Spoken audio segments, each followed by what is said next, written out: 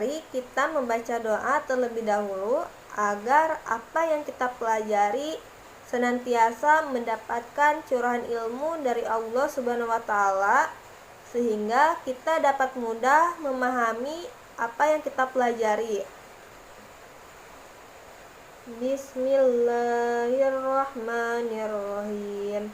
Rabbi shrahli sadri wa yassirli amri wahlul 'uqdatam min lisani yafqahu qawli.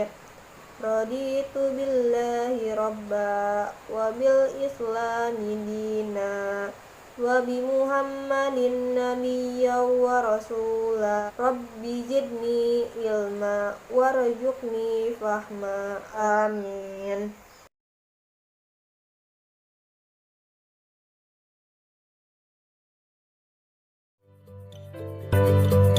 Halo adik-adik, sekarang kita akan belajar mengenai perbandingan.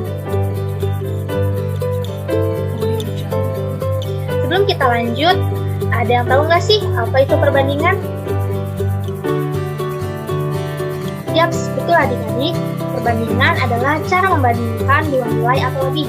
Biasanya disimbolkan dengan titik dua seperti ini. Ini dibaca A banding B. Juga dibaca A banding B. Oke, kita lanjut ya. Nah, misal nih, di sini kakak mau buat segelas kopi dengan takaran 1 sendok bubuk kopi dan 2 sendok gula. Kalau kakak tanya gini nih, perbandingan banyak bubuk kopi terhadap banyak gulanya berapa? Yaps, 1 banding 2. Lihat, banyaknya bubuk kopi sebanyak 1 sendok, banyaknya gula sebanyak 2 sendok. Maka perbandingan banyak bubuk kopi terhadap banyak gula itu 1 banding 2. Lihat, ingat dalam perbandingan urutan itu berpengaruh. Ingat ya, dalam perbandingan urutan itu berpengaruh.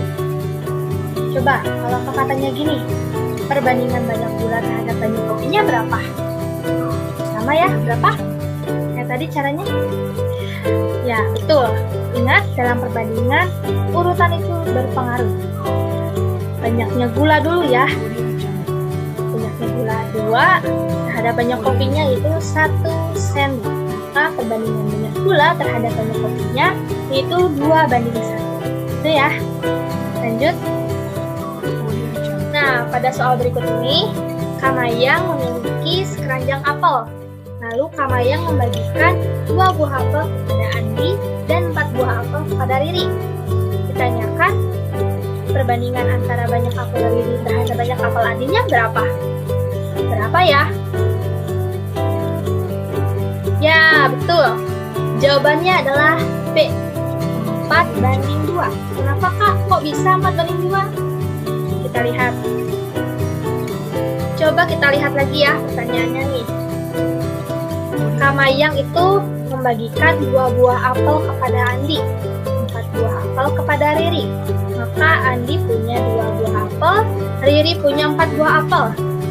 Kita lihat ditanyakannya perbandingan antara banyak apel Riri terhadap banyak apel Andi. Ingat, dalam perbandingan urutan itu berpengaruh. Maka yang lebih didahulukan yaitu banyaknya apel Riri dulu ya. Banyaknya apel Riri sebanyak 4, banyaknya apel Andi sebanyak 2. Maka perbandingan banyak apel Riri terhadap banyak apel Andinya 4 banding 2. Itu ya. Oke, kita lanjut. Diketahui banyak apel di keranjang Kamayang ada 9 buah. Jika Kamayang memberikan 5 buah apel kepada Andi dan sisanya diberikan kepada Riri, maka perbandingan banyak apel Andi terhadap banyak apel Riri adalah apa ya? Betul, jawabannya B, 5 banding 4. Kenapa kak? Kok bisa 5 banding 4? Kita lihat hasilnya. Lihat, Kamayang punya 9 buah nih. Diberikan 5 kepada Andi. Nah, Ririnya itu sisanya dari pemberian dari Kamayang. Nah, banyaknya apel riri itu, maka 9 dikurangi 5 sama dengan 4 buah. Nah, banyaknya apel riri itu sebanyak 4 buah. Lalu kita lihat pertanyaannya. Perbandingan banyak apel Andi terhadap banyak apel Riri. Ambil terlebih dahulu ya. Banyaknya apel Andi sebanyak 5, banyaknya apel Riri sebanyak 4. Maka perbandingan banyak apel Andi terhadap banyak apel Ririnya 5 banding 4. Ini ya.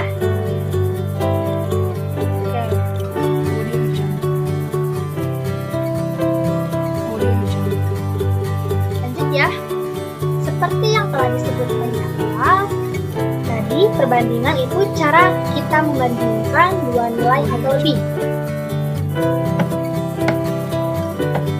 Jadi boleh 3 nilai atau bahkan 4 nilai yang kita bandingkan.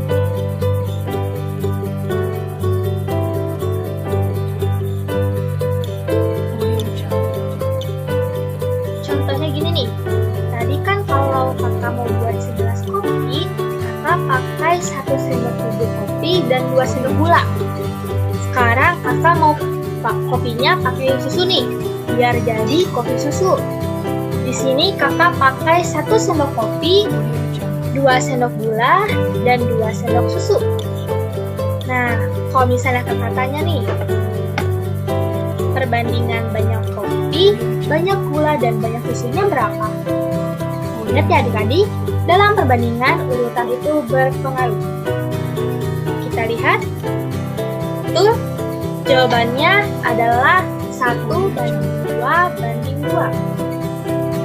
Terlebih, maka kita bandingkan dulu ya. Pertama kopinya sebanyak 1 sendok, gulanya 2, susunya 2. Maka perbandingan banyak kopi, banyak gula, dan banyak susunya yaitu 1 banding 2 banding 2. Nah, kita lanjut ke pembahasan apel ya. Apalagi nih, diketahui banyak apel dalam keranjang Kamayang ada 9 buah.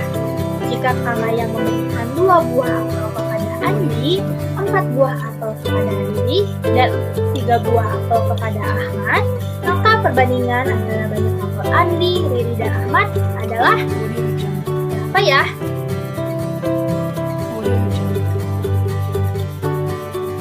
Jawabannya adalah A, 2 banding 4 banding 3.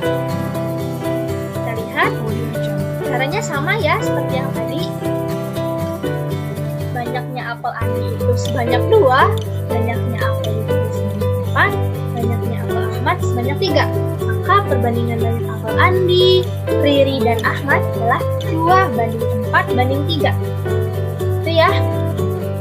Lanjut.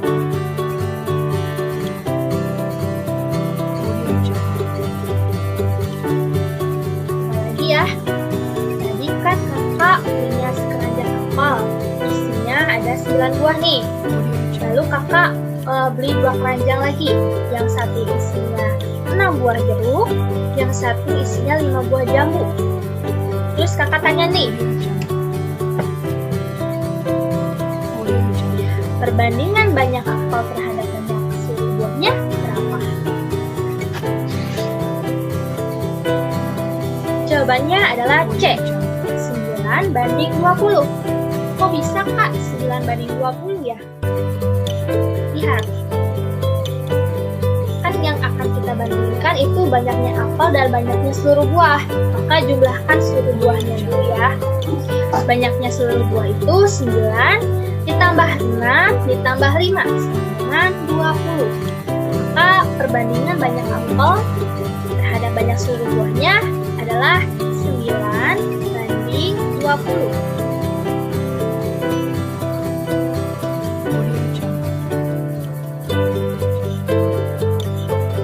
Nah, selain contoh-contoh tadi, sebenarnya contoh konsep perbandingan itu banyak loh, digunakan dalam kehidupan sehari-hari.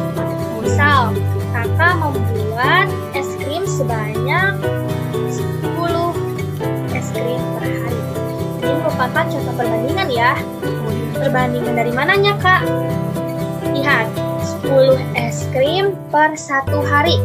Atau bisa kakak tulis 10 es krim banding 1 hari. Lanjut, kecepatan mobil 40 km per jam. Ini juga sama ya, merupakan contoh perbandingan. Lihat, 40 km per 1 jam. Atau bisa kakak tulis 40 km banding 1 jam. Lanjut, pembuatan baju 2 baju per minggu. 2 baju per 1 minggu, atau bisa kakak tulis 2 baju banding 1 minggu. Gitu ya.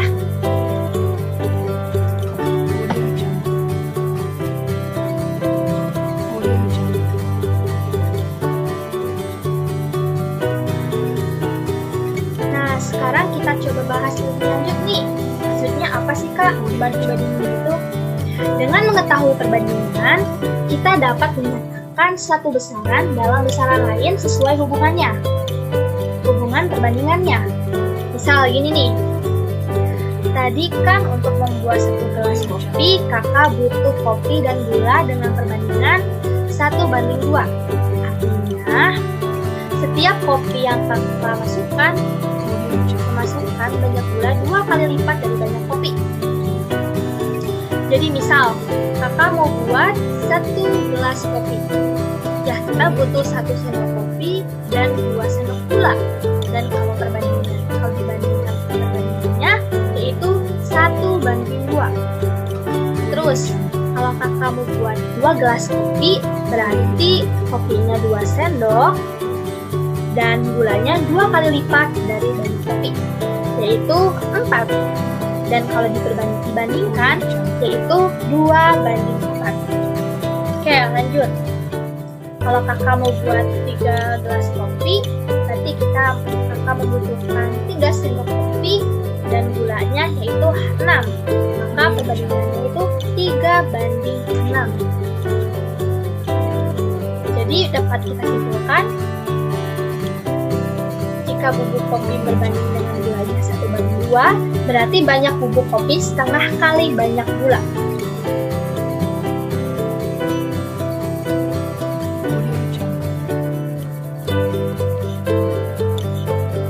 Atau bisa juga nih, kita lihat perbandingan banyak gula terhadap banyak bubuk kopi. Nah, itu jadi dia dibalik itu. Diperoleh banyak gula sama dengan 2/1 kali banyak bubuk kopi. Atau lebih enaknya kakak tulis seperti ini. Banyak gula sama dengan 2 kali banyak bubuk kopi. Lanjut. Nah, kakak punya soal nih. Andi memperoleh 2 buah apel dan Yudi memperoleh 4 buah apel dari Kang Ayang. Perbandingan banyak apel Andi terhadap banyak apel Yudi adalah 2:4. Artinya banyak apel Andi berapa kali banyaknya apel Riri? Coba apa ya? Kita lihat pembahasannya. Banyaknya apel Andi sebanyak 2:4. Maka bisa kita simpulkan apelnya Andi ada 2, apelnya Riri ada 4. Maka banyaknya apel Andi sama dengan 2/4 kali banyak apel Riri. Itu ya. Kalau misalnya kita sederhanakan menjadi setengah kali banyak apel Riri, maka banyak apel Andi adalah setengah kali banyak apel Riri. Nah, sekarang kita akan belajar tentang membandingkan 2 besaran dengan satuan yang sama. Nah, besaran benda yang dimaksud bisa berupa panjang, kecepatan, massa, waktu, banyak benda, dan sebagainya. Misalnya nih, waktu dengan waktu, panjang, dan sebagainya. Itu ya. Kita lanjut. Misalnya gini. Nah, tuliskan perbandingan di bawah ini dalam bentuk pecahan yang paling sederhana. Lihat yang bagian A. 800 detik terhadap 2 jam. Ini sama-sama besaran waktu ya. Oke, lanjut. Kita ke yang B. 1000 ml terhadap 1,5 liter. Ini sama-sama besaran volume. Nah, terus kita pecahkan nih soal yang bagian A lebih dahulu ya. 800 detik terhadap 2 jam. Ini bisa kita tulis 800 detik per 2 jam. Lihat, 800 detik 2 jam ini kita ubah ya biar jadi sama detik 2 kali 3600. Jadi 800 per 7.700 kita sederhanakan menjadi 1/9, atau bisa kita tulis 1/9. Itu ya. Oke, kita lanjut ke bagian ke B. Bagian B-nya 1000 ml terhadap 1,5 liter. Bisa kita tulis 1000 ml per 1,5 liter. Ini kita ubah liter ke mililiter dikali 1000 ya. Jadi 1000 per 1500. Ini bisa kita sederhanakan menjadi 2/3. Perbandingannya 2/3. Kita lanjut. Contoh soal berikutnya. Yang pertama, jika umur Aisyah 10 tahun dan umur ibu 48 tahun, maka perbandingan umur Aisyah dengan umur ibu adalah, lihat di sini, umur Aisyah 10, umur ibu 48 tahun. Maka ini bisa kita tulis Aisyah banding ibu. Aisyahnya 10 banding ibu 48. 10 banding 48 kita bisa sederhanakan nih. Sama-sama dibagi 2, jadi 5/24, atau bisa kita tulis 5/24. Itu ya. Kita lanjut ke contoh soal berikutnya. Atfal dan Alia sedang sekali membaca novel. Di waktu luang, Atfal bisa membaca hingga 2 jam, sedangkan Alia bisa 45 menit. Kan berapakah perbandingan lama Atfal dan Alia membaca novel? Atfal 2 jam. Jam ini kita ubah ya, 2 jam ini ke menit. Kali 60. 2 kali 60. Jadi kita ketahui 2 jam sama dengan 120 menit. Nah, Alia itu 45 menit.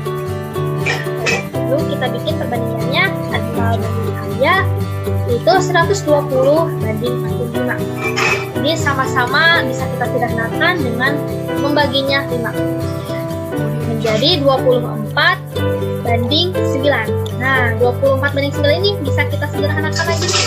Sama-sama dibagi 3.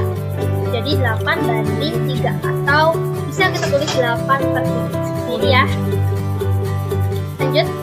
Kita lanjut ke materi yang berikutnya. Itu membandingkan 2 besaran dengan satuan yang berbeda. Seperti apa? Lihat, harga buah terhadap masanya. Nah, ini merupakan contoh dari membandingkan 2 besaran dengan satuan berbeda ya. Harga buah itu di sini rupiah terhadap kilogram. Lanjut, jarak terhadap waktu atau kilometer terhadap jam. Ada volume terhadap waktu, liter terhadap jam, ini ya. Harga kain terhadap panjang kain, rupiah terhadap meter. Seperti apa, Kak? Nah, lihat contohnya. Contoh yang pertama nih. Ibu membeli buah anggur seharga 28.000 per kilo. Kedua nih, Sasa mengendarai sepeda motor ke kampus dengan kecepatan 65 km per jam. Lalu yang ketiga, Chandra mengisi tangki air menggunakan pompa air dengan kecepatan 20 liter per jam. Yang keempat, Santi membeli kain batik seharga 80.000 per kilo. Contoh yang kelimanya ini nih. Soal berikut, lihat. Pembibitan karet di Gunung Pati memproduksi bibit unggul untuk varietas tanaman karet dengan target produksi 1.800 liter getah karet dari 200 pohon.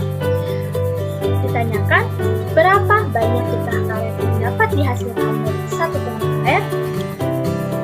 Diketahuinya, getahnya sebanyak 1.800 liter, banyaknya pohon 200, maka perbandingannya bisa kita tulis getah per pohonnya yaitu 1.800 per 200 sama dengan 9/1. Nah, 9 liter ini menunjukkan 9 di sini itu menunjukkan banyaknya getah pohon, sedangkan 1 itu menunjukkan banyak pohonnya ya. Jadi banyaknya getah pohon yang dihasilkan adalah 9 liter per pohon. Nah, selanjutnya yang sering muncul juga yaitu kecepatan. lihat, J di sini itu adalah jarak atau besarannya itu paling tinggi kilometer ya. K itu kecepatan, W itu waktu atau jam. Nah, rumus kecepatan di sini adalah jarak dibagi waktu. Kecepatan itu satuannya kilometer per jam. Seperti apa soalnya? Lihat, soalnya yaitu yang berkaitan dengan kecepatan. Doni bersepeda sejauh 30 km dalam 30 menit. Berapakah kecepatan bersepeda Doni? Ya, diketahui jaraknya 30 km. Waktunya 30 menit nih. Nah, biar kita ubah ke jam tuh, kita bagi 60 ya. Jadi setengah jam nih. Ditanyanya kecepatan. Jawab, kecepatan sama dengan jarak dibagi waktu atau kilometer per jam. Nah, jaraknya di sini itu 30 ya. Waktunya itu setengah jam. Nah, ini bisa kita balik perkaliannya. 30 dikali 2 sama dengan 60 km per jam. Maka Doni bersepeda kecepatannya itu 60 km per jam. Nah, selanjutnya yang sering muncul juga yaitu debit ya adik-adik. Lihat, V itu apa? Volume. D itu debit. W itu waktu. Detik ya. Debit di sini sama dengan volume dibagi waktu. Seperti apa, Kak? Nah, lihat. Contohnya nih. Sebuah pipa bisa mengalirkan air sebanyak 216 liter air dalam waktu 10 menit. Berapakah sentimeter kubik per detik pipa air tersebut?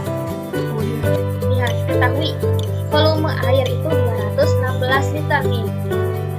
216 liter itu sama dengan 216 liter sama dengan 216 desiliter kubik. Kita ubah nih ke sentimeter. Berapa nih? Kita lihat nih di sini gambarnya. Desimeter ke sentimeter. Turun ya. Kalau turun itu dikali 1000. Nah, menjadi 216.000 cm kubik. Selanjutnya nih, yang diketahuinya waktu itu 10 menit. Nah, kita ubah nih ke detik. 10 dikali 60 sama dengan 600 detik. Tadinya debit ya. Debit tadi rumusnya volume dibagi waktu. Volumenya 216.000 cm kubik, waktunya 600 detik. Jadi, hasilnya 300 cm kubik per detik. Kita akan belajar mengenai perbandingan senilai dan perbandingan berbalik nilai. Kira-kira apa yang dimaksud dengan perbandingan senilai dan perbandingan berbalik nilai? Sebelumnya, coba kalian perhatikan contoh ilustrasi berikut ini.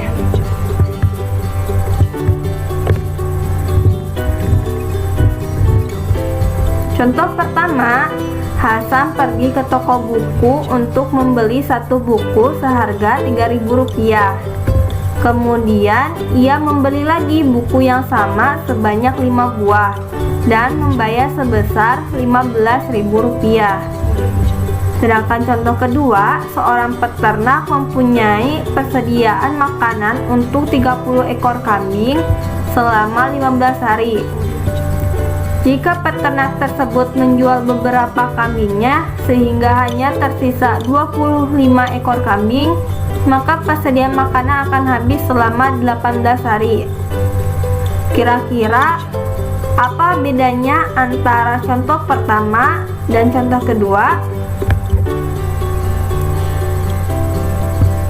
Pada contoh pertama, semakin banyak buku yang dibeli oleh Hasan, semakin banyak pula harga yang harus dibayar. Perbandingan seperti ini disebut perbandingan senilai. Sedangkan pada contoh kedua, semakin sedikit kambing yang dimiliki oleh peternak, semakin lama persediaan makan habis. Perbandingan ini disebut perbandingan berbalik nilai.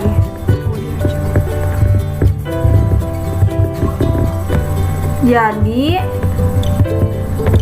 perbandingan senilai adalah perbandingan antara dua besaran yang apabila salah satu besaran nilainya semakin besar, maka nilai besaran yang lain akan semakin besar dan sebaliknya.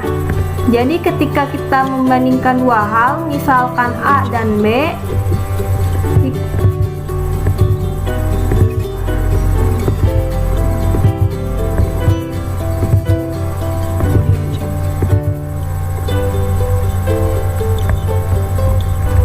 jika A-nya semakin besar, maka B-nya pun semakin besar. Jika A-nya semakin kecil, maka B pun semakin kecil. Sedangkan pada perbandingan berbalik nilai merupakan perbandingan dua besaran. Bila salah satu besaran nilainya semakin besar, maka nilai besaran yang lain akan semakin kecil dan sebaliknya. Jadi ketika kita membandingkan A dan B,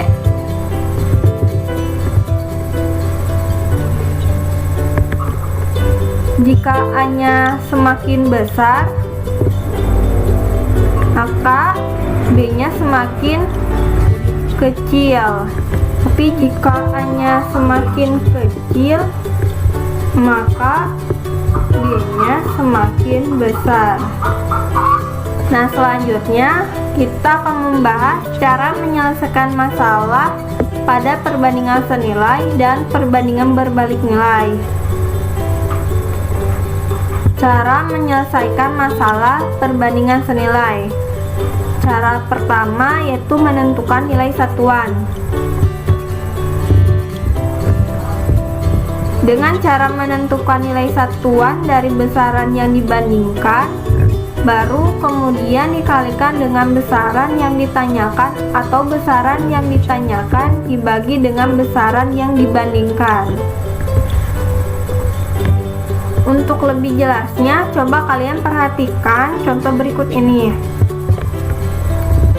Sebuah mobil memerlukan 3 liter bensin untuk menempuh jarak 45 km. Jarak yang ditempuh mobil itu jika menghabiskan 40 liter bensin adalah penyelesaiannya. Pertama, kita harus menentukan nilai satuannya, yaitu 3 liter bensin dapat menempuh jarak sejauh 45 km. Sehingga 1 liter bensin dapat menempuh jarak sejauh 15 km. Atau lebih mudahnya, 45 dibagi 3 sama dengan 15. Jadi dapat disimpulkan nilai satuannya yaitu 15 km per liter. Maka jarak yang ditempuh mobil itu jika menghabiskan 40 liter bensin adalah 15 dikali 40 sama dengan 600. Jadi jarak yang ditempuh mobil itu jika menghabiskan 40 liter bensin adalah 600 km. Cara kedua, menuliskan perbandingan senilai. Misal, kita membandingkan besaran A dan besaran B sebagai berikut. Jika A1, maka diperoleh hasilnya yaitu B1. Jika A2, maka diperoleh hasilnya B2. Maka berlaku perbandingan senilai berikut. A1 per A2 sama dengan B1 per B2. Ketika kita kalikan silang, maka diperoleh persamaan A1 dikali B2 sama dengan A2 dikali B1. Kita lanjut ke contoh soal. Contoh soal, dalam 4 menit seorang pelari menempuh jarak 900 meter. Tentukanlah jarak yang ditempuh pelari selama 20 menit. Penyelesaian, Langkah pertama, kita buat tabel seperti berikut. Kemudian kita tulis yang diketahuinya. Dalam soal diketahui pada waktu 4 menit pelari dapat menempuh jarak 900 meter. Sedangkan pada 20 menit pelari dapat menempuh jarak, kita misalkan dengan B. Sehingga kita peroleh data perbandingan sebagai berikut. 4/20 sama dengan 900 per B.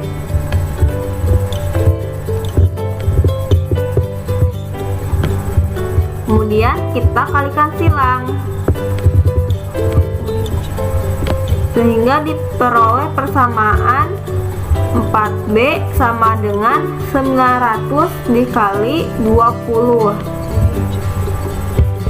4B sama dengan 18.000. Karena kita akan mencari B, maka kedua ruas kita bagi dengan 4, sehingga diperoleh B sama dengan 18.000 per 4. Hasilnya 4.500 meter.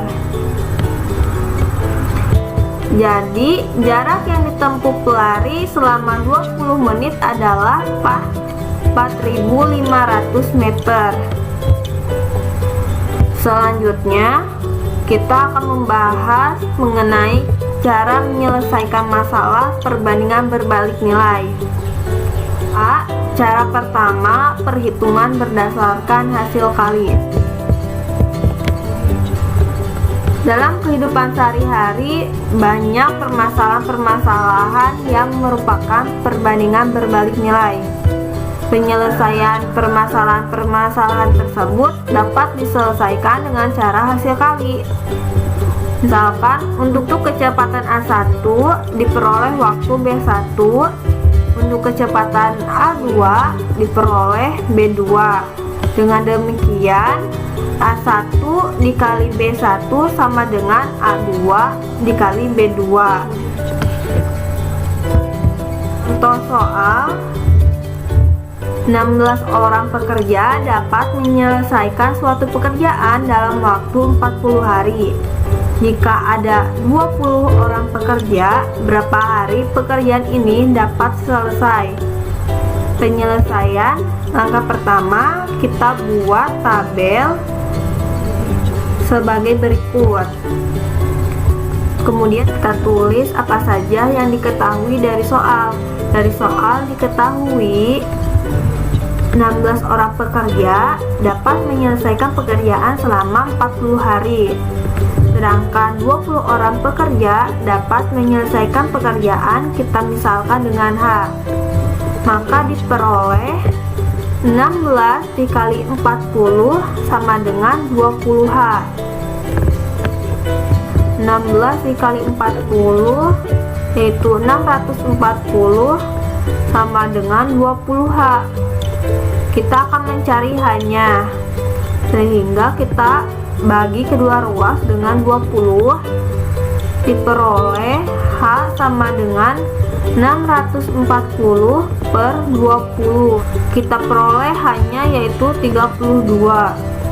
Jadi dengan 20 orang pekerjaan akan selesai dalam 32 hari. Nah, kita lanjut. Cara kedua yaitu menggunakan hitung berdasarkan perbandingan. Misal dua besaran A dan besaran B sebagai berikut. Jika A1 maka hasilnya yaitu B1. Jika A2 maka hasilnya yaitu B2. Karena berlaku perbandingan berbalik nilai, maka A1 per A2 sama dengan bagian yang ini posisinya dibalik sehingga menjadi B2 per B1. Selanjutnya, contoh soal Di suatu asrama tersedia 90 kg beras yang cukup untuk dikonsumsi 100 orang selama 4 hari. Jika asrama itu berkurang 20 orang, cukup untuk berapa harikah beras tersebut? Penyelesaian. Langkah pertama, kita buat tabel sebagai berikut. Tulis yang diketahui dari soal. Di soal, banyak orang di asrama ada 100 orang, maka beras akan habis selama 4 hari. Jika di asrama berkurang 20 orang, jadi 100 dikurangi 20, jadi sisanya 80 orang, maka beras akan habis selama kita misalkan dengan X. Maka diperoleh data perbandingan sebagai berikut. 100/80 sama dengan posisinya dibalik X/4. Kemudian dikalikan silang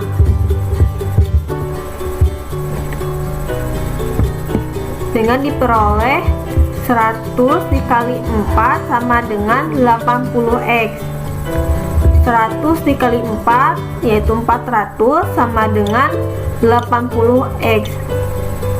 Kita akan mencari nilai x, kemudian kedua ruas kita bagi dengan 80. Jadi x sama dengan 400/80. Hasilnya x sama dengan 5. Jadi 90 kg beras yang dikonsumsi 80 orang cukup untuk 5 hari. Materi berikutnya, perbandingan skala. Definisi skala. Skala adalah perbandingan antara jarak atau ukuran pada gambar dengan jarak sebenarnya.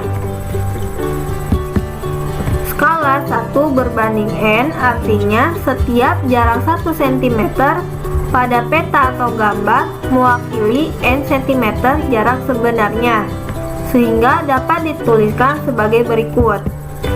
Skala sama dengan jarak pada peta atau gambar per jarak sebenarnya. Selanjutnya, gambar berskala. Gambar berskala adalah gambar yang dibuat dengan menggunakan skala tertentu sehingga mewakili keadaan sebenarnya. Peta dan denah merupakan contoh gambar berskala. Pada umumnya, skala ditulis dengan bentuk perbandingan. Misalnya, pada peta tertulis skala 1/500.000, yang berarti setiap satu satuan panjang pada peta tersebut berbanding 500.000 satuan panjang jarak sebenarnya. Jadi, 1 cm pada peta mewakili jarak sebenarnya, yaitu 500.000 cm, atau sama dengan 5 km. Kita lanjut ke contoh soal. Sebuah peta mempunyai skala berukuran 1/1 juta. Tentukanlah jarak yang sebenarnya jika jarak pada peta tersebut adalah 2 cm. Penyelesaian. Diketahui jarak pada peta sama dengan 2 cm. Skalanya sama dengan 1/1 juta. Ditanyakan jarak sebenarnya. Jawab. Kita tahu bahwa skala dapat ditulis sebagai berikut. Skala sama dengan jarak pada peta atau gambar per jarak sebenarnya.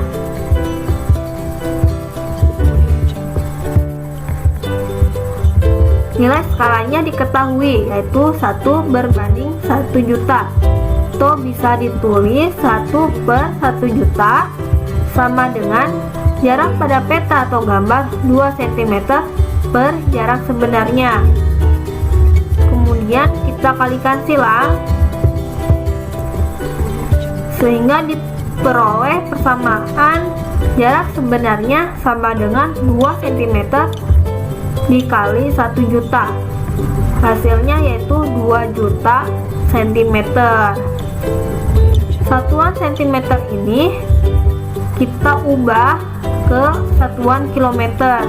Caranya, coba kalian perhatikan gambar tanggal konvensi satuan meter berikut ini ya.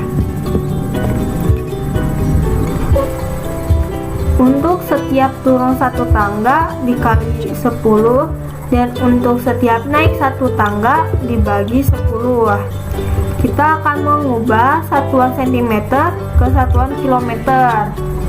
Kita perhatikan bahwa satuan cm ke kilometer itu naik 5 tangga, yaitu 1, 2, 3, 4, 5. Jadi 2 juta dibagi 100.000, hasilnya yaitu 20. Jadi jarak sebenarnya 20 km. Kita lanjut ke foto dan model berskala. Skala pada peta dan foto berskala menggunakan konsep yang sama, yaitu konsep perbandingan senilai.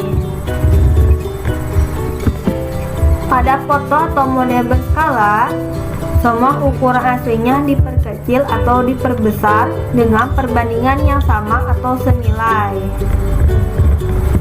yaitu bagian-bagian yang bersesuaian dari foto atau model berskala dengan bangun aslinya memiliki perbandingan yang sama atau senilai.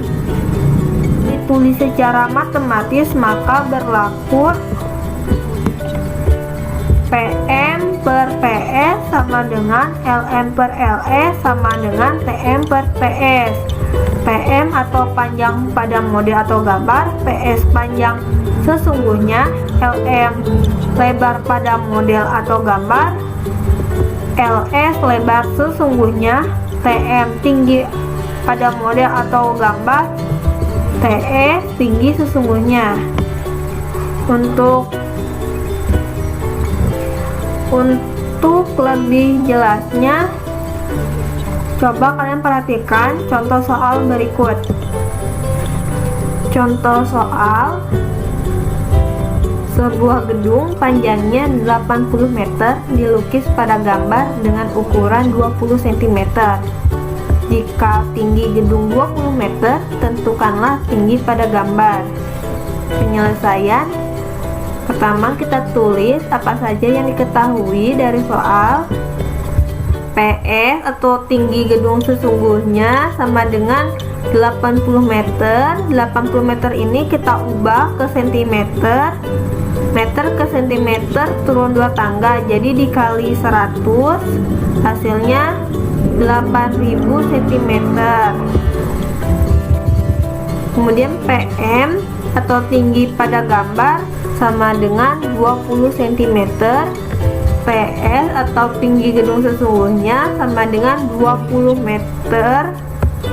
Kita ubah ke cm jadi 2000 cm.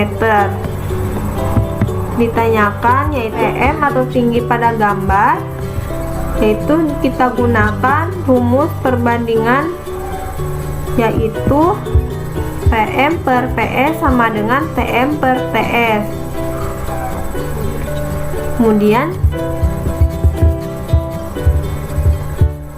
Kemudian kita kalikan silang sehingga diperoleh persamaan PS dikali TM sama dengan TS dikali PM. Nah, selanjutnya kita masukkan nilai yang diketahuinya.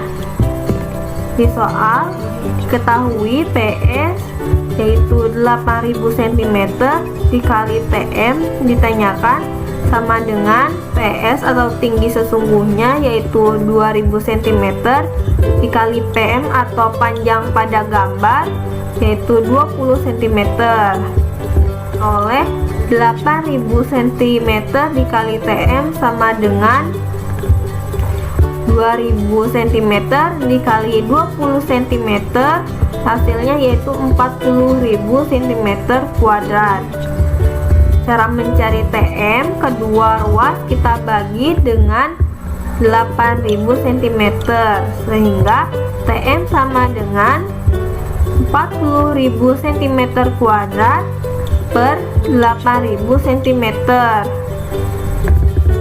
sehingga nilai TM sama dengan 5 cm. Jadi tinggi gedung pada gambar adalah 5 cm. Kita lanjut ke contoh soal yang kedua.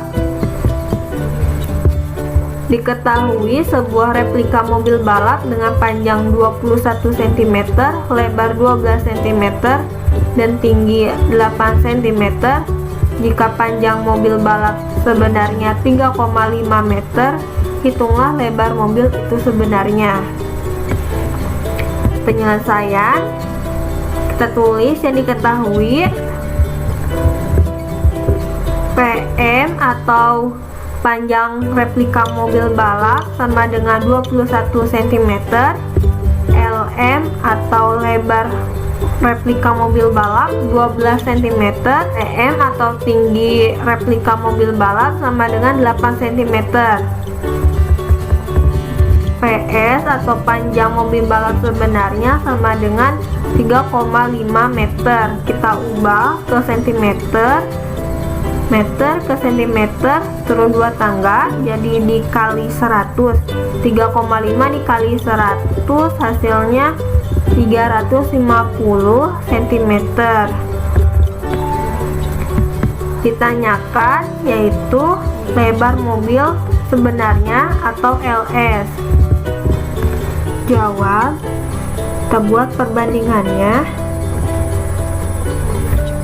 yaitu PM per PS sama dengan LM per LS.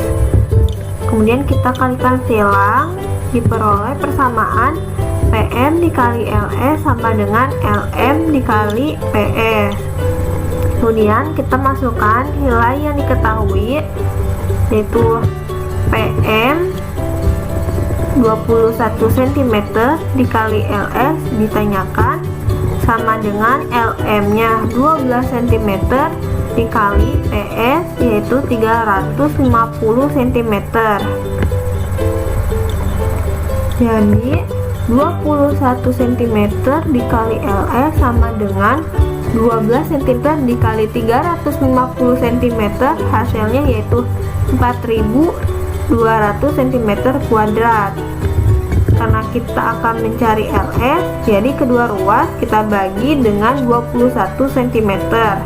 Jadi LS sama dengan 4200 cm kuadrat per 21 cm. Jadi LS sama dengan 200 cm. 200 cm ini kita ubah ke meter. Centimeter ke meter itu naik 2 tangga, jadi 200 dibagi 100 hasilnya yaitu 2 meter. Jadi lebar mobil itu sebenarnya adalah 2 meter. Demikian pembahasan mengenai perbandingan skala.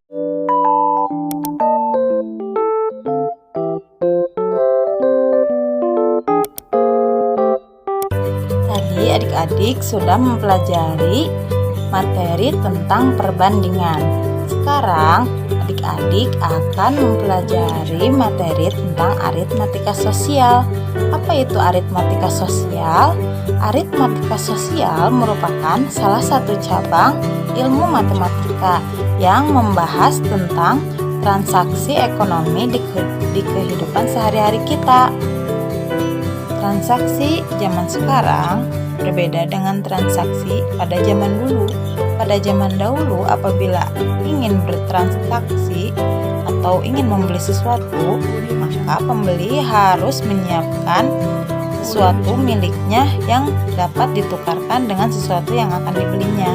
Misalkan sang petani ingin membeli daging dari seorang peternak, ia harus menyiapkan beberapa karung beras dulu untuk menukarkannya dengan daging sapi tersebut. Tukar menukar itu cara tukar menukar itu dinamakan barter. Kemudian dengan berkembangnya zaman, dengan berkembangnya teknologi, semuanya manusia menjadi maju. Jual beli pun berbeda dengan zaman dulu lagi. Sekarang sudah ada yang namanya mata uang seperti rupiah, yen, won, dan lain sebagainya. Tidak menggunakan barter lagi atau tukar dengan barang lagi.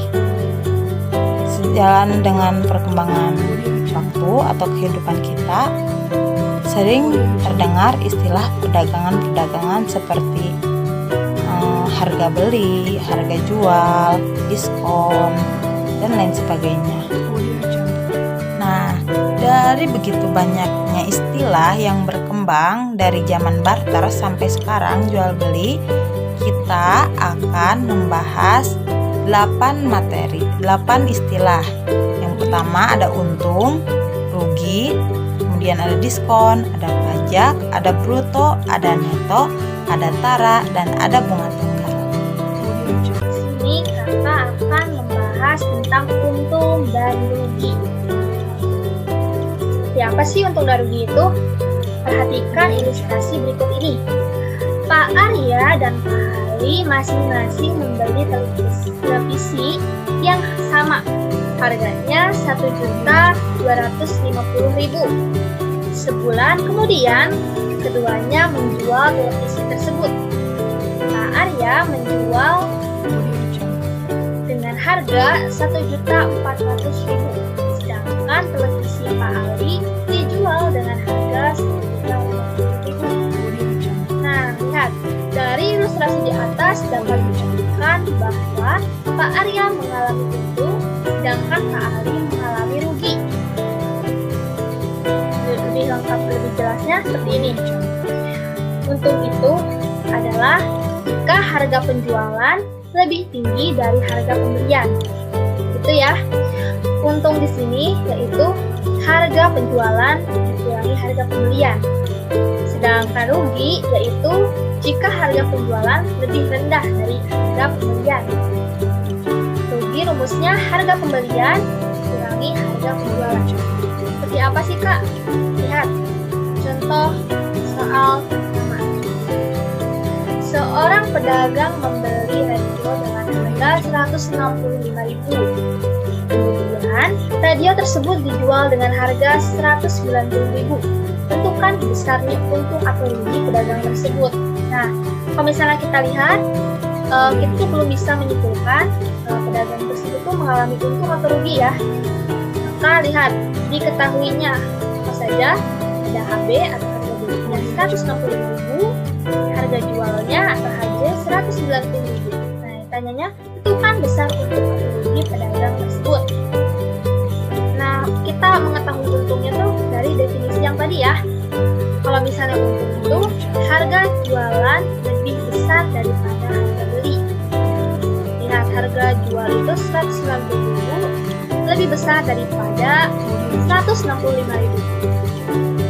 Untung rumusnya HJ dikurangi HB atau harga jual dikurangi harga beli. Nah, harga jualnya Rp190.000 dikurangi Rp160.000, maka Rp25.000. Maka pedagang tersebut mengalami keuntungan sebesar Rp25.000. Lanjut ke soal contoh yang kedua. Pak Dodi membeli sepeda motor bekas seharga Rp3.500.000. Sepeda motor itu diperbaiki dengan biaya Rp225.000, kemudian dijual dengan harga Rp3.700.000. Untung atau rugikah Pak Dodi? Rugi. Harga belinya itu Rp3.500.000. Ya, lihat di sini, motor itu diperbaiki dengan biaya Rp225.000, maka ditambah ya. Jadi Rp3.500.000 ditambah Rp225.000 sama dengan Rp3.725.000. Nah, harga jualnya itu Rp3.700.000. Tanyakah untung atau rugikah Pak Dodi? Lihat, rugi itu tadi apa definisinya? Harga beli itu lebih besar daripada harga jualnya ya. lihat sini, harga belinya tuh 3.725.000, harga jualnya 3.700.000, maka kan harga beli itu lebih besar daripada harga jual. Itu mengalami kerugian ya. Rugi itu rumusnya HB dikurangi HJ. HB 3.725.000 dikurangi 3.700.000 sama dengan 25.000. Maka Pak Dodi mengalami kerugian sebesar 25.000. Itu ya. Oke, lanjut ke contoh soal yang ketiga. Seorang pedagang membeli jeruk manis seharga 75 kilo dengan harga 370.000. Kemudian jeruk itu dijual kembali 6.500 per kilo. Tentukan besarnya keuntungan atau kerugian penjual tersebut. Lihat HB-nya itu 375.000, harga jualnya itu 6.500, dikalikan dengan banyaknya jeruk itu kan tadi 75 kilo ya, maka sama dengan 480.500. Ditanyanya, tentukan besarnya atau rugi penjual tersebut. Lihat, HJ itu di sini lebih besar ya daripada harga belinya, maka pedagang tersebut mengalami keuntungan. Untuk itu rumusnya HJ dikurangi HB. HJ-nya 480.500 dikurangi 375.000 sama dengan 312.500. Lanjut. Nah, sekarang kita membahas tentang persentase untung dan persentase rugi ya. Ada kalanya dalam kehidupan sehari-hari, untung atau rugi itu dinyatakan dalam bentuk persen. Lihat di sini. Persen untungnya itu rumusnya sama dengan untung per harga pembelian dikali 100%. Sedangkan persentase rugi itu rumusnya rugi per harga pembelian dikali 100%. Seperti apa Kak? Lihat contoh soal yang pertama. Seorang pedagang buku membeli satu pak buku tulis yang berisi 10 buah dengan harga 15.000. Buku itu habis terjual dengan harga 1.800 per bukunya. Tentukan harga persentase keuntungan atau kerugian yang diperoleh pedagang tersebut. Diketahuinya HB-nya 15.000, HJ-nya 1.800 dikali 10 sama dengan 18.000. Ditanyanya persentase keuntungan atau rugi dari tersebut. Kita belum tahu ya untung atau rugi ini. Lihat, seperti biasa HJ itu kan lebih tinggi ya, lebih besar daripada harga belinya. Maka ini mengalami keuntungan. Untuk itu rumusnya HJ dikurangi HB. HJ-nya 18.000 dikurangi 15.000 sama dengan 3.000. Nah, kan ditanyanya persentase untung atau rugi kan, ini mengalami persentase untung nih. Maka kita bisa hitung nih persentase untungnya sama dengan untung per harga pembelian dikali 100% sama dengan 3.000 per 15.000 dikali 100% sama dengan 3/15 kali 100%, hasilnya 20%. Maka seorang pedagang tersebut mengalami persentase keuntungan sebesar 20%. Kalau misalnya belum ngerti, kita lanjut ke soal yang kedua. Biar lebih diperjelas ya. Seorang pedagang membeli 1 kuintal beras seharga 500.000. Kemudian beras tersebut dijual sebanyak 90 kilo dengan harga 5.500 per kilo. Tentukan persentase keuntungan atau kerugian yang diperoleh pedagang tersebut. Nah, HB-nya 500.000, HJ-nya 5.500 dikali 90 sama dengan 495.000. Ditanyanya sama ya, untung atau rugi persentase yang diperoleh pedagang itu. Pertama-tama kita lihat dulu nih, HJ atau HB itu lebih besar atau lebih kecil ya? Ternyata HJ itu lebih kecil ya, HB itu lebih besar. Maka ini HB itu lebih besar daripada HJ. Ini mengalami kerugian. Rugi rumusnya HB dikurangi HJ. HB itu 500.000 dikurangi 495.000. Ruginya 5.000. Terus ditanyanya kan persentasenya nih. Persentase apa? Berarti persentase ruginya ya. Persentase rugi itu rumusnya rugi per harga pembelian dikali 100%. ruginya 5.000 per 500.000 dikali 100%, 1 per 100 dikali 100%, maka didapatkan persentase rugi itu 1%. Jadi kesimpulannya, seorang pedagang tersebut ini mengalami persentase kerugian besar 1%. Nah, selanjutnya nih, pasti berkaitan tentang persentase untung dan persentase rugi dengan menentukan harga pembelian atau penjualan jika diketahui persentase rugi atau untung. Harga pembelian. Di sini lihat, kalau misalnya tanyanya untung itu 100 per 100 ditambah persentase untung kali harga jual. Kalau diketahui ada persentase ruginya, kita pakai yang ini nih, 100 per 100 dikurangi persentase rugi kali harga jual. Nah, sekarang menentukan harga jualnya, lihat di sini, kalau diketahuinya persentase untung, kita pakai rumusnya ini, 100 ditambah persentase untung per 100 kali harga beli. Sedangkan kalau diketahuinya persentase rugi, kita pakai yang ini, maka 100 per persentase rugi per 100 kali harga beli. Jadi apa Kak contoh soalnya? Nah, contoh soalnya seperti ini ya. Contoh soal yang pertama. Rangga menjual sepasang sepatu dengan harga 216.000. Setelah dihitung, ternyata ia mendapatkan keuntungan 8%, bukan harga belinya. Diketahui harganya 216.000, persentase untungnya 8%. Ditanyanya, tentukan harga belinya. Harga beli tadi, itu tadi kita sudah tahu ya, harga pembelian itu sama dengan 100 per 100 ditambah persentase untung kali harga jual. Nah, persentase untungnya itu 8. Mungkin ya, 8 kali harga jualnya 216.000. Maka jadi 100 per 108 kali 216.000 diperoleh 200.000. Maka harga belinya Rangga itu adalah 200.000. Sebesar 200.000 ya. Sekarang kita lanjut ke contoh soal yang kedua. Bu Mustika membeli TV baru dengan harga 1.800.000. 1 bulan kemudian TV itu dijual dengan, dan Bu Mustika mengalami kerugian sebesar 5%. Berapakah harga penjualan TV tersebut? Diketahuinya HB atau harga belinya 1.800.000, persentase ruginya 5%. Ditanyanya harga penjualan. Harga jual di sini kita ketahuinya apa? Persentase rugi kan? Kita pakai rumus yang harga jual tapi yang diketahuinya persentase rugi. Harga jual sama dengan 100 dikurangi persentase rugi per 100 kali harga beli. 100 kurangi 5 per 100 kali 1.800.000. 95 kali 100 kali 1.800.000, maka diperoleh 1.710.000 ya.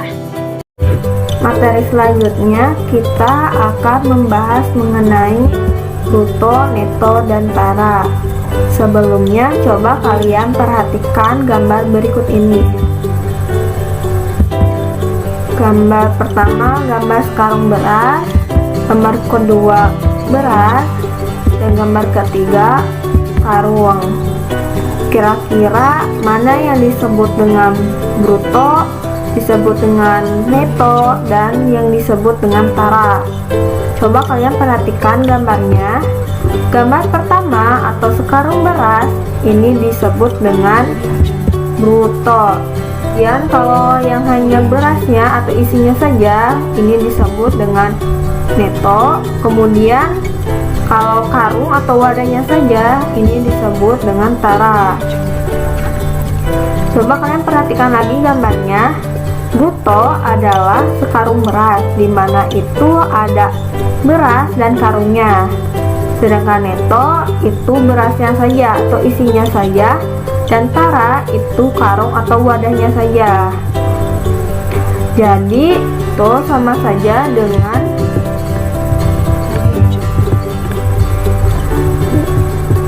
isi ditambah wadahnya atau neto ditambah tara.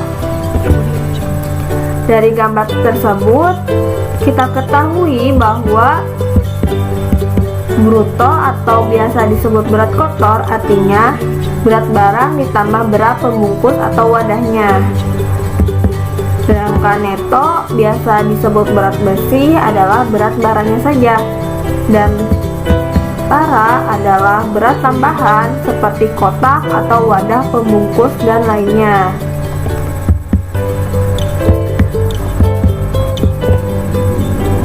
Nah, selanjutnya cara mencari bruto, neto, dan tara. Dari penjelasan sebelumnya bahwa bruto adalah berat barang ditambah berat wadahnya. Bruto sama dengan neto ditambah tara. Kemudian untuk mencari neto sama dengan bruto dikurangi tara. Dan tara sama dengan bruto dikurangi neto. Selain itu, untuk mencari tara ada cara lain, yaitu tara sama dengan persen tara dikali bruto. Untuk lebih memahaminya, coba anak-anak perhatikan contoh soal yang akan Ibu bahas.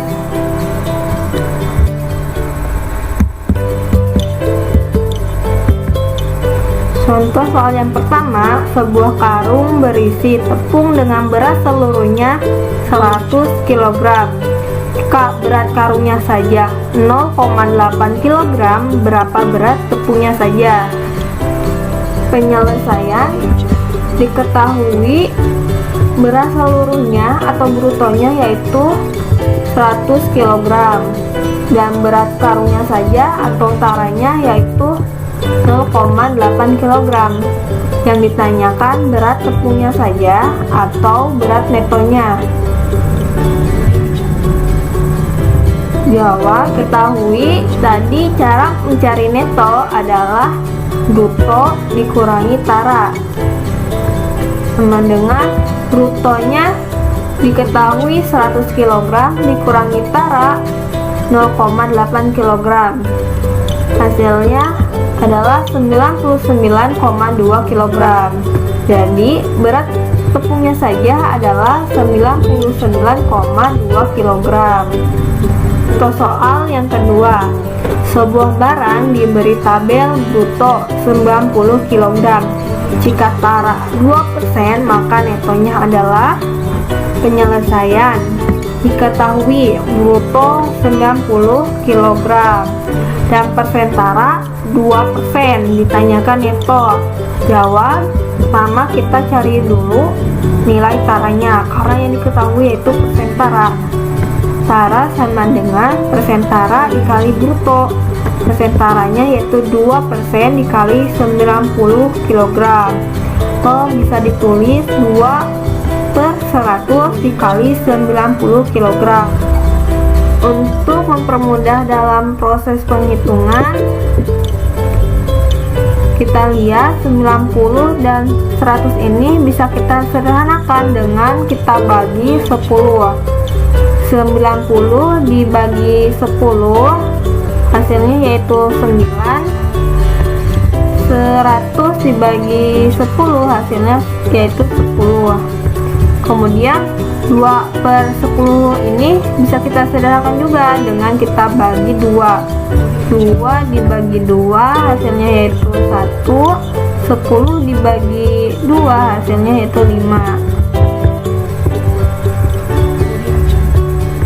Jadi 1/5 dikali 9 kg, hasilnya 1,8 kg. Jadi nilai taranya yaitu 1,8 kg. Karena kita telah mendapatkan taranya, sekarang kita bisa mencari netonya. Neto sama dengan bruto dikurangi tara. Bruto 90 kg dikurangi taranya, tadi kita dapat yaitu 1,8 kg. 90 kg dikurangi 1,8 kg, hasilnya yaitu 88,2 kg. Jadi netonya adalah 88,2 kg. Kita lanjut ke contoh soal yang ketiga.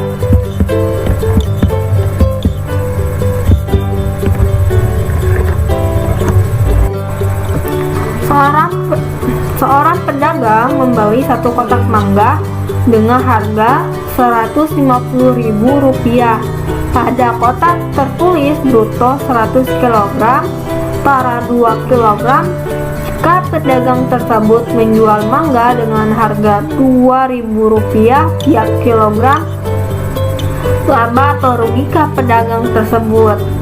Penyelesaiannya diketahui harga pembelian yaitu Rp150.000 bruto 100 kg dan taranya 2 kg. Ditanyakan jika pedagang tersebut menjual mangga dengan harga Rp2.000 per kilogram, laba atau rugikah pedagang tersebut? Jawab. Pertama, kita harus mencari berat bersihnya, yaitu neto sama dengan bruto dikurangi tara. Brutonya 100 kg dikurangi taranya 2 kg, hasilnya yaitu 98 kg. Lalu setelah berat bersihnya kita ketahui 28 kg, kita cari penjualan, yaitu berat bersih dikali harga jual, yaitu Rp2.000. 98 dikali Rp2.000 hasilnya yaitu Rp196.000. Coba kalian perhatikan hasilnya. Hasil penjualan lebih besar dari harga pembelian. Jadi pedagang ini untung atau laba yang dia peroleh, yaitu kita tahu di materi sebelumnya dijelaskan bahwa cara mencari laba yaitu penjualan dikurangi pembelian. Penjualannya yaitu Rp196.000 dikurangi pembelian tadi yaitu Rp150.000 sama dengan Rp46.000. Jadi pedagang mendapatkan laba atau untung sebesar Rp46.000.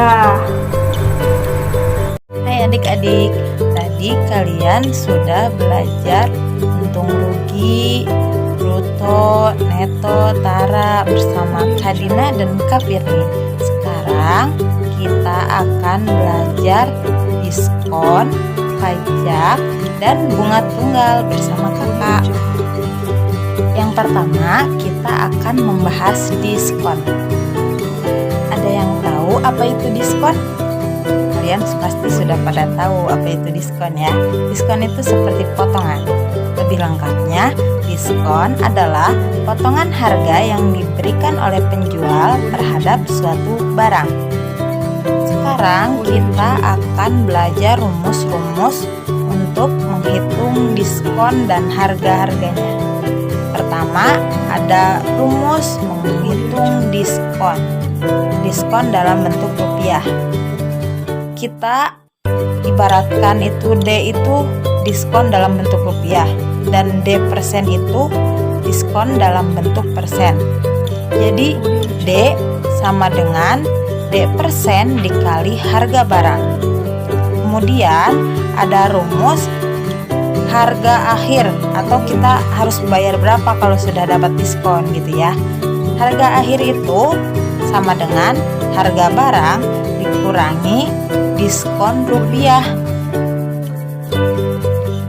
Agar lebih mudah, kakak akan memberi contoh soal. Contohnya seperti ini. Nuri membeli sepasang sepatu yang harganya Rp80.000 di toko Matahari. Kebetulan di toko Matahari sedang mengadakan diskon 30% untuk setiap barang. Nuri hanya membeli sepasang sepatu saja. Berapakah uang yang harus dibayar oleh Nuri? Penyelesaiannya, kita harus menuliskan diketahui dulu ya agar lebih mudah. Diketahui D persen. Tadi apa D persen itu? Ya, diskon dalam bentuk persen. Dalam soal adalah 30%. Kemudian diketahui juga harga barangnya yaitu Rp80.000. Lalu ditanyakan, apa yang ditanyakan? Yaitu harga akhir.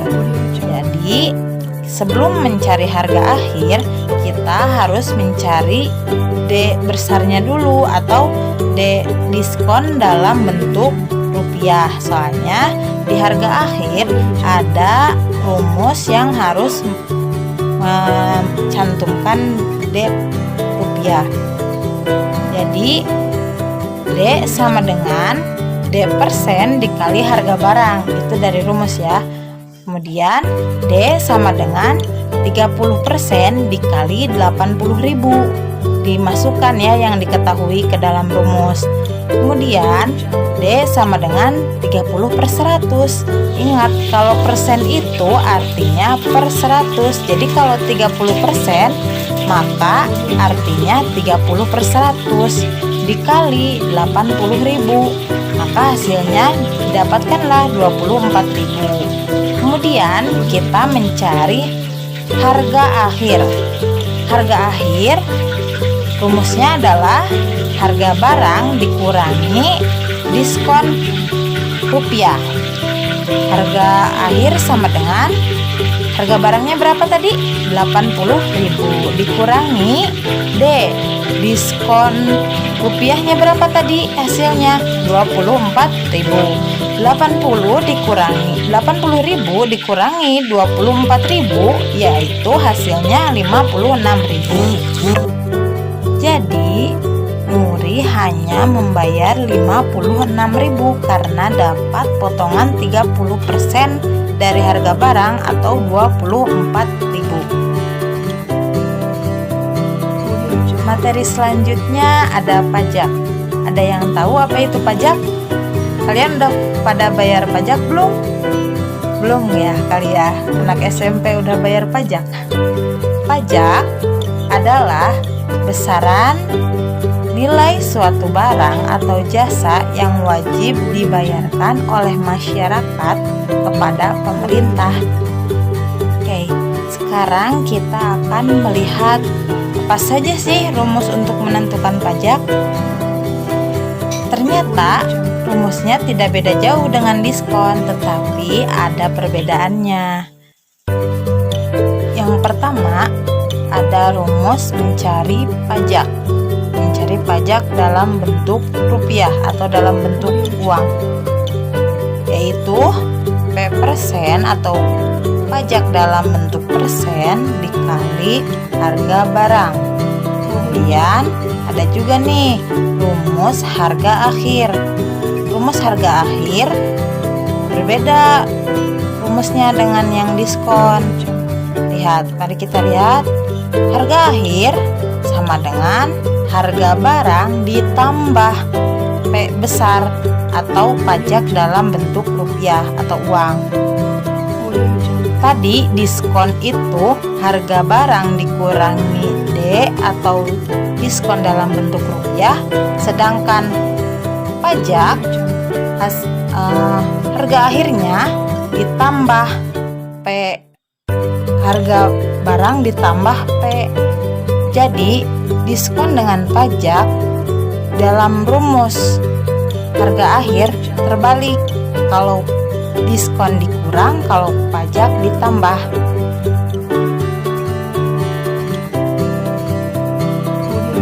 Agar kalian lebih mengerti, kakak akan memberikan contoh soal. Contoh soalnya seperti ini. Abi atau ayah membeli sepeda motor seharga 20 juta dan dikenakan pajak penjualan sebesar 9%. Berapakah uang yang harus dibayar Abi? Mari kita lihat penjelasannya. Seperti biasa, kita menuliskan diketahuinya terlebih dahulu. Diketahui P% pajak dalam bentuk persen ada dalam soal, yaitu berapa?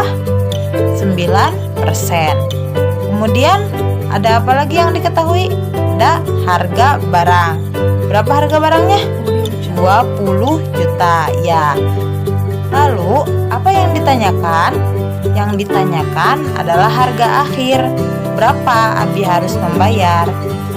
Lalu jawabannya seperti yang diskon tadi. Kita mencari pajak dalam bentuk rupiah dulu atau dalam bentuk uang dulu. Rumusnya seperti yang di video sebelumnya, P% dikali harga barang. P% berapa tadi? 9%. 9% dikali 20 juta, itu 20 juta harga barang ya. Ingat, persen adalah per 100, maka 9% adalah 9/100 dikali 20 juta. Maka hasilnya adalah 1.800.000. Lalu kita mencari harga akhir. Harga akhir adalah harga barang ditambah pajak berbentuk berupa uang, pajak berbentuk rupiah.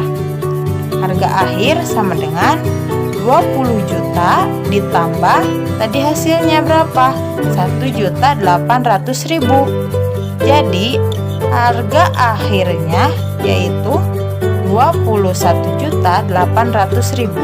Maka dari itu Abi harus membayar 21.800.000. Dari terakhir kelompok kami yaitu bunga tunggal. Berbicara tentang bunga tunggal ini biasanya bersangkut pautan dengan bank. Banyak sekali orang yang mau menabung di bank. Mengapa? Karena salah satu alasannya adalah bank memberikan jasa berupa uang kepada penabung sehingga jumlah tabungan kita semakin lama semakin bertambah. Begitu pula ketika seseorang meminjam uang di bank untuk kebutuhan mendesak, maka uang yang dipinjami akan dikenai jasa pinjaman. Di penjelasan tadi, kita bisa menyimpulkan bahwa bunga tunggal adalah jasa berupa uang yang diberikan oleh pihak peminjam kepada pihak yang dipinjami modal atas persetujuan bersama. Mari kita lanjut ke pembahasan berikutnya yaitu tentang rumus-rumus. Ada apa saja di dalam rumus-rumus bunga? Apakah akan sama seperti pajak dan diskon? Mari kita lihat. Rumus-rumusnya ternyata ada 3, berbeda dengan yang sebelumnya yang hanya ada 2. Yang pertama ada rumus bunga tahunan. Mencari bunga dalam bentuk rupiah dari persen seperti diskon rupiah. B besar itu artinya bunga dalam bentuk rupiah atau dalam bentuk uang sama dengan B% atau bunga dalam bentuk persen dikali modal. Modal itu tabungan kalian ya. Kemudian ada rumus bunga bulanan. Rumus bunga bulanan ini hanya bedanya dibagi 12 dikali lama bulannya.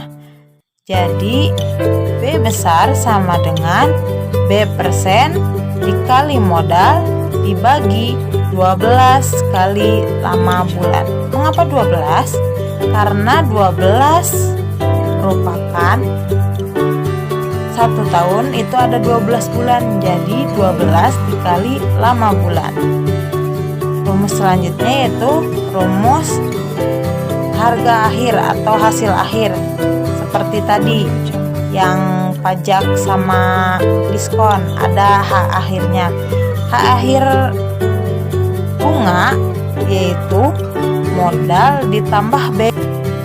Kita lanjut saja ke contoh soal. Contoh soalnya seperti ini.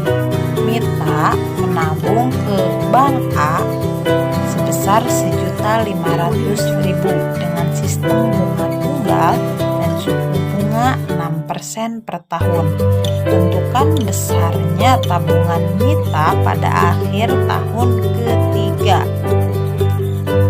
Seperti biasa, penyelesaiannya diawali dengan diketahui. Diketahuinya yaitu B% atau bunga dalam bentuk persen sama dengan 6% dan modalnya yaitu 1.500.000. Tidak dilupakan juga itu tahunnya 3. Kita ibaratkan saja waktu adalah W. W sama dengan 3.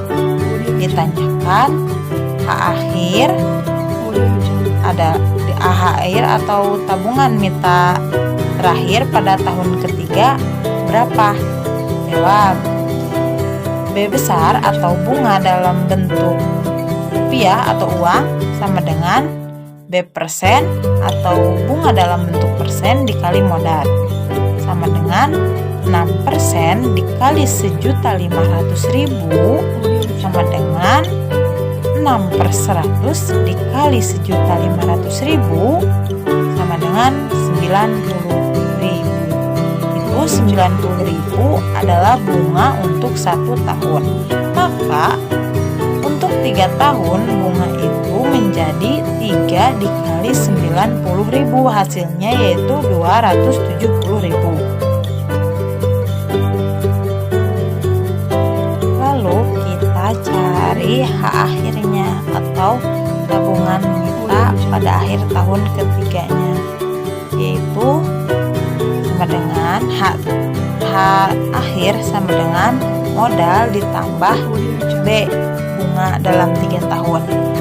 H akhir sama dengan 1.500.000 ditambah 270.000 sama dengan 1.770.000. Jadi tabungan mita pada akhir tahun ketiga yaitu 1.770.000.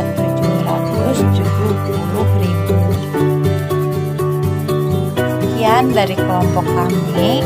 Mohon maaf bila ada salah kata atau salah tingkah atau yang membuat tidak enak di hati. Billahi taufiq wal hidayah. Wassalamualaikum warahmatullahi wabarakatuh.